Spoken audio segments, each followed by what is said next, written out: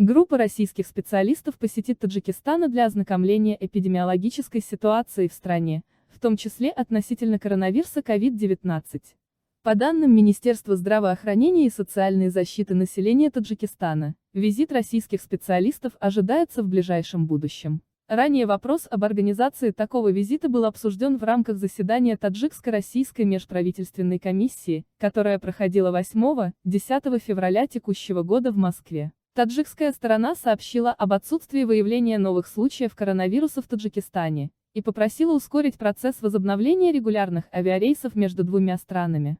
Группа специалистов из России посетит Таджикистан, чтобы убедиться в отсутствии COVID-19, после чего может быть принято решение о возобновлении регулярных рейсов. Напомним, в ходе пресс-конференции накануне, в Душанбе министр здравоохранения и социальной защиты населения РТ Джамалидин Абдуллазада подчеркнул, что с начала года в стране новых случаев инфицирования коронавирусом не выявлено. Министр выразил уверенность в том, что специалисты из России смогут сами убедиться в этом, когда посетят Таджикистан.